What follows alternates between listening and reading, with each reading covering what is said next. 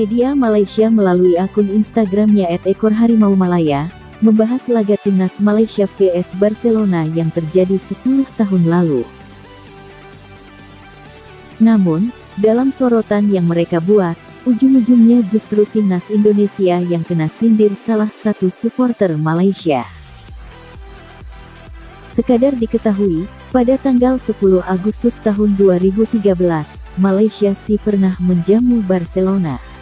Malaysia kedatangan Barcelona yang sedang mempersiapkan musim baru, yakni tahun 2013 sampai tahun 2014. Dalam laga tersebut, Malaysia sempat merepotkan Barcelona. Terbukti, skor laga sempat sama kuat 1-1. Meski akhirnya Malaysia kalah 1-3 dari Barcelona, skuad Harimau Malaya layak mendapatkan apresiasi. Di laga di atas, ada satu momen di mana gelandang Barcelona saat itu, Cesc Fabregas, terlibat perkelahian dengan pemain Malaysia, Wan Zak Haikal Wan Noor. Media Malaysia pun membahas keadaan Cesc Fabregas 10 tahun berselang setelah terlibat perkelahian. Fabregas telah resmi pensiun dari sepak bola. Sementara itu, Mahali Jasuli berubah dari fullback kanan menjadi penyerang. Sementara itu, Wan Zak Haikal Wan Noor sedang gigih mendidik adik-adik di Perak FC, tulis akun @ekorharimaumalaya. Sebenarnya tak ada yang salah dengan unggahan di atas. Namun, ada saja supporter Malaysia yang mencoba menyenggol Indonesia. Salah satu supporter Malaysia ini membanggakan bahwa Malaysia sejak dulu sudah berkesempatan menghadapi klub ataupun negara-negara top dunia. Sementara dalam pandangan mereka, Indonesia baru-baru ini saja ditantang tim top dunia seperti Argentina. Konoha Indonesia baru 15 tahun ke depan merasakan melawan Portugal dan Argentina, tulis akun Instagram @nurul_bainun. Namun, tidak semua supporter Malaysia seperti akun di atas. Banyak dari mereka yang justru mendukung timnas Indonesia. Anda ketinggalan zaman beginilah. Padahal, Indonesia dari 2008 sudah melawan Belanda hingga Uruguay, tulis akun @aimkluang_2. Sudah dibilang kalau bodoh tak usah komentar, tutup akun @bewagus. Sementara itu, PSSI resmi menunjuk ex-Chelsea menjadi duet baru bagi pelatih Shin Tae-yong yang berperan penting di Piala Dunia U17. Selanjutnya Shin Tae-yong dan ex-Chelsea Dennis Wise akan menjadi tumpuan timnas untuk mendapatkan bibit-bibit pemain untuk berlaga di Piala Dunia U17 di Indonesia. Meski memiliki waktu yang mepet, Shin Tae-yong dan Dennis Wise diharapkan bisa bekerja sama untuk memilih pemain-pemain yang tepat. Shin Tae-yong dan Dennis Wise hanya memiliki waktu sampai September untuk melakukan seleksi pemain di Piala Dunia U17 tersebut. Artinya hanya ada 2-3 bulan saja bagi Shin Tae-yong dan duet barunya untuk membantu Bima Sakti yang ditugasi menjadi pelatih timnas U17. Sebagai langkah-langkahnya, Shin Tae-yong dan ex-Chelsea tersebut akan melakukan tur keliling 9-10 kota di Indonesia untuk mencari dan melakukan seleksi pemain. Untuk menyingkat waktu, para pemain muda di Indonesia bisa saja mengirimkan video skill dan permainan pada Shin Tae-yong dan Dennis Wise, meski ada mekanisme yang harus ditempuh. Seleksi besar sampai September awal, kata Exco PSSI Arita Sinulinga menjelaskan soal proses seleksi dan peran ex-Chelsea tersebut.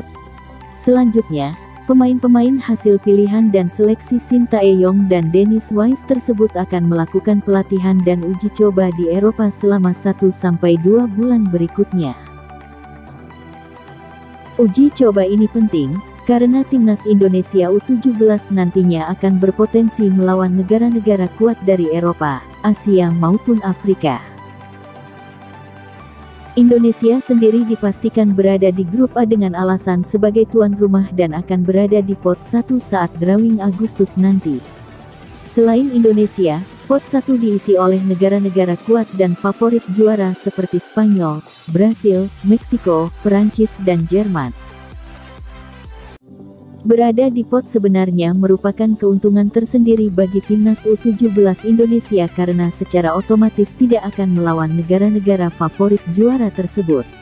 Dalam pemilihan pemain, Sintayong dan Dennis Wise harus klop dengan strategi yang akan diterapkan oleh pelatih Bima Sakti. Partner Sintayong tersebut sejatinya bukan orang baru di timnas Indonesia, karena sebelumnya pernah menjabat sebagai Dirtek Garuda Select. Dengan peran baru yang diberikan pada duet Sintayong dan Dennis Wise, maka diharapkan skuad timnas U17 di Piala Dunia nanti bisa bersaing dengan kontestan lain. Sekedar informasi, nama Egy Maulana Fikri mulai tenggelam. Dia belakangan tidak lagi dilirik pelatih Sintayong untuk memperkuat timnas Indonesia.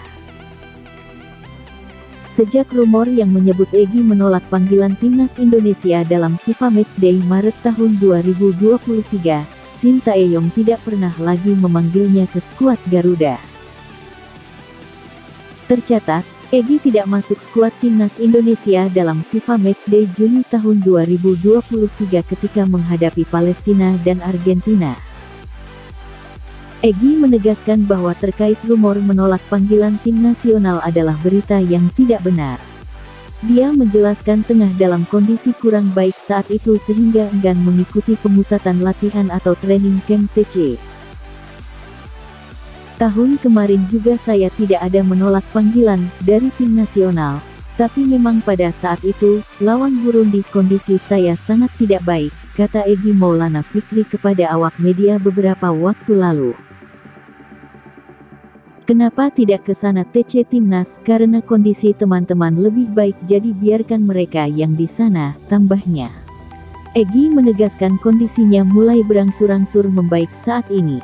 Dia pun berusaha untuk bisa kembali menarik perhatian Sintayong demi kembali berseragam timnas Indonesia. Mantan pemain Lechia Gdansk itu sempat mengalami penurunan performa semenjak dibekap cedera lutut saat memperkuat timnas Indonesia U23 di SEA Games 2021.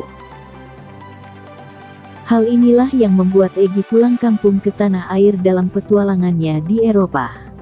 Egy bergabung dengan Dewa United sejak musim lalu, tetapi belum mampu menunjukkan performa terbaiknya. Dia cuma tampil 10 kali dan mencetak 1 gol sepanjang putaran kedua. Tapi tahun ini saya merasa jauh lebih siap. Secara fisik, saya harus lebih baik dan performa juga harus lebih meningkat. Yang pasti saya ingin main lagi di tim nasional dan itu adalah tujuan setiap pemain, tegas Egy.